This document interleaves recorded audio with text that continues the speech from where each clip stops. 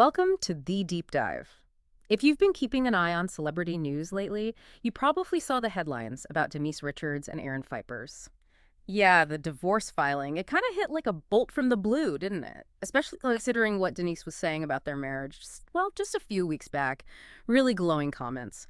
So today, we're going to unpack this. We're not just listing facts. We'll dig into the timeline, look at those public statements versus what might be the private reality, and explore the family dynamics too, because that adds a whole other layer here. It's more than just another celeb split. Our mission is simple: give you a quick but really thorough understanding of what we know from the sources.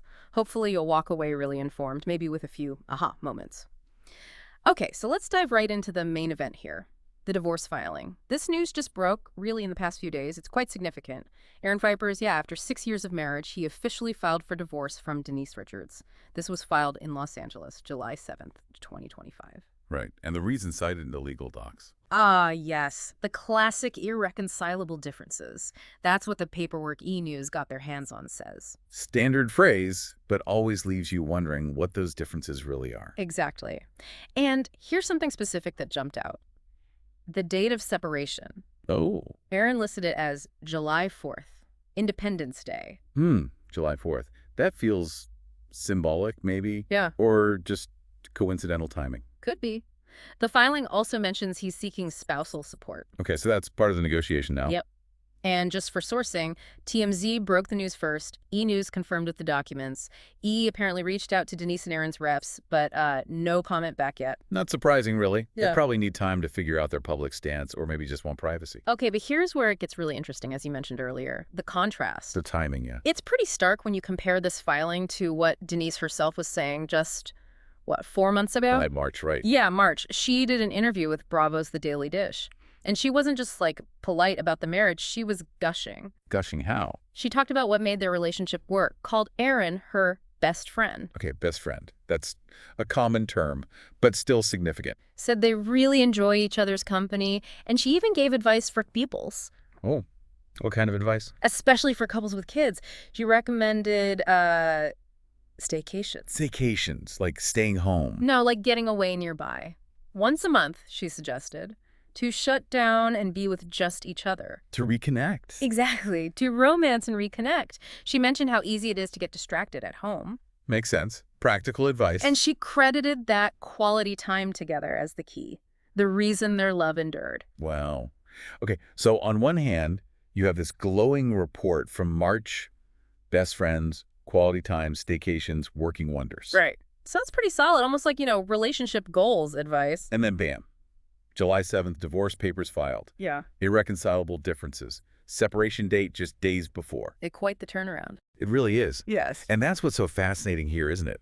That stark contrast. It just throws into sharp relief this whole issue of public image versus private reality, especially with celebrities. Totally. You have Denise painting this picture, maybe even believing it or wanting to believe it in March, and then this happens. It's a powerful reminder, I think, of the pressure to maintain that perfect facade and how different things can look behind closed doors. It's not necessarily deceitful, maybe, but it's curated. Yeah, curated is a good word. Or maybe, like you said, trying to speak it into existence, trying to convince yourself to. That's possible, too. Denial, hope. It's complex. And this public-private gap. Yeah. It wasn't the only potential sign, apparently. There might have been some hints from inside the family itself. Right, the daughter's comments. Exactly. Denise's oldest daughter, Sammy Sheen, she's 21 now. Her daughter with Charlie Sheen. Right. Back on April 13th. So this is after Denise's gushing interview, but before the divorce filing. Yeah, okay. Sammy was on a podcast, Casual Chaos, with Gia Giudice, and she talked about her relationship with her stepdad, Aaron. She was pretty blunt, said they were not even that close. Wow, okay, not even that close. Her exact words were, quote, "We don't ever hang out, we never talk." That's pretty clear. Not much ambiguity there. Not at all. But interestingly, even saying that, Sammy added that she still supported her mom's relationship. Why? Because, she said, he makes her happy. Huh.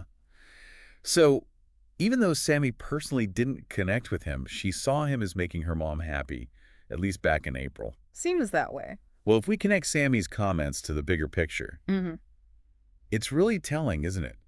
Her honesty gives us this, unfiltered glimpse into the actual household dynamics. Yeah, beyond the official narrative. Exactly. It suggests that maybe the happy family image wasn't quite the reality for everyone living in it.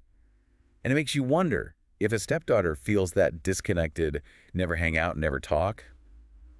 What does that say about the overall integration of the blended family? Good point. Or maybe, does it reflect some underlying tension or distance within Denise and Aaron's relationship itself that Sammy was picking up on, even subconsciously? Could be. When a key family member feels that distant, it can often signal deeper issues. It's like a subtle crack that, looking back now, seems much more significant. Yeah, not even that close, never hang out. Coming from inside the house, that definitely adds a layer that contradicts the everything's great vibe from March. And just to paint the full picture of the environment here, the sources also give us a bit more on the broader family context. Right, the whole family unit. Denise Richards, she's 54 now, described as a Hollywood icon, juggling acting, marriage, motherhood, all very publicly. Luck a handle. Then there are the daughters. We mentioned Sammy, 21. The sources describe her as vivacious, made her own choices, like the OnlyFans content. She's been open about that. And apparently there's some tension with her younger sister, Lola. A major rift is how it's described, with Sammy struggling to trust Lola. Okay, so sibling dynamics are complex too. Yeah. Lola Sheen, she's 20, also Denise's daughter with Charlie, described quite differently. Soft-spoken but determined, finds comfort in her faith, Different paths. and Lola apparently wishes Sammy could see things through her eyes. So yeah, that rift seems real. And then there's the youngest, Eloise Richards. Denise adopted her. She's 14. Right. Described as sweet-natured, the glue that holds her family together. Her presence kind of reminds the older sisters of what's important in life. That's a lot of pressure on the youngest being the glue. It is. And let's not forget, the whole family recently did that Bravo reality show, Denise Richards and Her Wild Things. Oh, right. So their lives, including these dynamics, were literally being filmed and broadcast. Yeah, and that family backdrop, while not directly about the divorce reason, perhaps, is so crucial. You've got these complex sibling relationships, the public scrutiny from the show, Denise's career, the history with Charlie Sheen. It's a lot. It paints a picture of a potentially high-pressure, maybe even chaotic environment. For sure. And it's easy to see how those stresses, both internal family stuff and external pressures, could absolutely put a strain on Denise and Aaron's relationship. Maybe those staycations Denise talked about were an attempt to escape that pressure, but perhaps ultimately it just wasn't enough to keep the connection strong amidst everything else. That makes a lot of sense. It's the context surrounding the marriage. So let's try to tie this all together. What have we learned from this deep dive? Well, we saw the divorce filing itself. Pretty sudden, coming after 6 years, July 7th. Citing irreconcilable differences, separation date July 4th, request for spousal support. Right. Then the big contrast.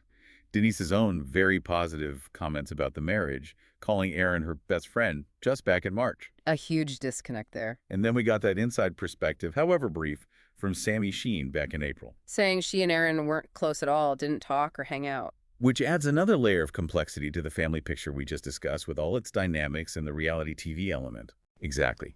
And pulling back from the specifics of this one case, it really leads to a broader thought, doesn't it? Something for you, the listener, to consider.